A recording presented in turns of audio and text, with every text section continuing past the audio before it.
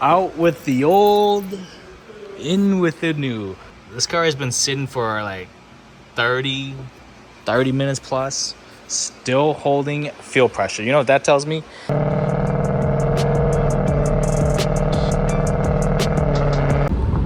Welcome back. We are going to look at the Mustang again. The Mustang literally has been down for about 6 months, you guys. You guys don't even know. No, I'm just kidding. It's been down since the last Power Cruise. Last Power Cruise was in May, and we've been down pretty much literally ever since then. So it's past July 4th. So Power Cruise number two for this year is coming up in about 2 weeks here. I got a lot of things to do. We got the biggest car show in Minnesota coming up also right before Power Cruise, so stay tuned for that. We will be there at Modest. But this video, update on the Mustang. Update on the Mustang. What the heck is going on? Man, I just got to take a deep breath here. That's a lot, guys.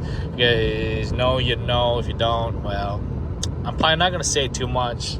But we are redoing the fuel system again. Yeah. This time, I am rerouting my fuel lines. I'm getting rid of the 4 fuel system pretty much entirely. I'm still using the FC3 controller, yes, because that's a pretty bad unit. You know, that's pretty sick. I like it. That's about the only thing that's cool. But we're getting rid of the 4 fuel rails, getting rid of the fuel lines, the 4 regulator. Yeah. So we are doing custom. So instead of having one fuel line that goes into the high pressure and then into the passenger rail, that hooks around and feeds the driver rail and then return back to the tank, we are doing one line that splits into 3. And then when it splits, it'll feed the high pressure. I know we should delete that, you know, hey, but I got a 2018 plus Mustang. I got it for a direct import injection. If I didn't want that direct import injection, I should just get a 2017 Mustang. But then the 6R80 is doo-doo. I don't care what people say. Gen 2, I'm sorry. Just not good. But anyways, so you got one feeding the high pressure, one line will feed the passenger rail, and the other line, number 3, will feed the driver rail. And then they come back around and return back to the tank. So that's gonna be pretty cool, pretty sick. I've had good success out of this, and I think Arcane Performance does a very, very similar setup, which I totally 100% agree, because when, you know, your high pressure needs that, you know, all that demand, your low pressure ain't getting none no more. So I always had tons of low pressure codes, and they say you're supposed to delete that code out of your engine, you know, so you never had that code pop up anymore. I honestly think it's a very critical code. So I'm excited to see the change, see how it does. And right off the bat, you know, I'll say, like, my fuel pressure is so bouncy, it swings like 20-30 psi all the time. Sometimes on the downside is like when I go into boost, and then when that happens, I just feel cut like a mofo and just having all sorts of issues. So maybe this will change things up. And no, it's not the tune, not the injectors. Those are all fine. We're able to monitor fuel pressure pretty dang good, and we've seen this all across all the 4 cars, you know, especially mine, because I look at my data. But so I'm excited to see the change, having all those rails, or, you know, the rails fed individually. I think this will help a lot. I think this will be a tremendous gain for me. But hey, we don't really know, and a lot of people keep saying 4 innovations, this, that. They make the rails and they make the FC3, you know. That's about the only 4 thing that they got. Well, and the regulator, but so yeah. And then moving on, obviously we're on a DW810 brushless pump, one single brushless pump. I get it, people say you need to run multiple pumps just in case one fails, but we've had 2 pumps set up. One fail, you're in trouble. I mean, you're in boost, you're fail. You know, it's issue. I ran the triple pump, nothing but issues. Between chasing pumps, diagnosing pumps, which one crapped out. Yeah, it's just bad all in. Just hate it. Anyways, let's get to the shop. I just want to show you guys what the new setup is. I'm excited to try it out in 2 weeks here. If I can survive without having any low pressure codes or any low pressure in my fuel system, dude, I'm gonna be so freaking happy, because I do run into it every single event. I get low pressure. And the last time at this last event was my fuel filter was getting clogged, like within 2-3 hours. Like, not even kidding. 2-3 hours, I cleaned it 3-4 times. It freaking sucked. I hated it. I don't know what the deal with that was, but redoing all the lines, we re-inspected all the lines and everything. So, fresh, clean slate. We should be ready to rock and roll, you guys. So let's get to the shop. I just want to showcase this stuff. Let's go. Well, here it is. We got a lot more going on here, but as you can see, I forget where it said it, but Radium fuel rails. And then here's my awesome 3-way splitter. So my feed is -10. -10, right? Yep, -10. So -10 feed splits 3 ways into -8.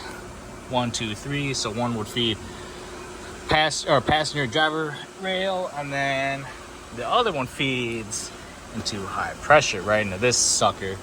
And yeah, this is a little different setup, but Arcane Performance does something pretty similar, and I think it's a good setup, honestly, personally.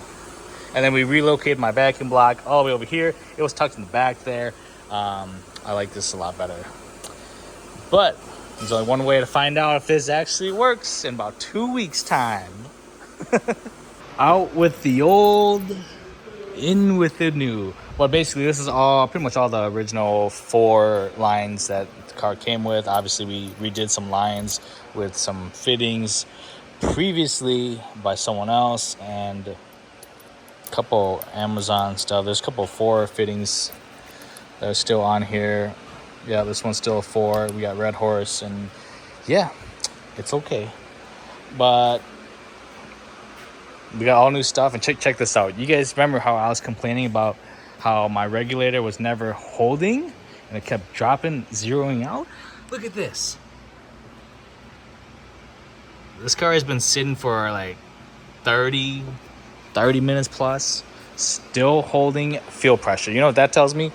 My old setup, I've been just leaking this whole entire time. Even at Power Cruise, we caught those 2 leaks. That was a good catch, but other than that, man, we just always been leaking. And to see that, that's pretty crazy. So that's a big fix. We know we are holding pressure. So that's huge. That's huge already.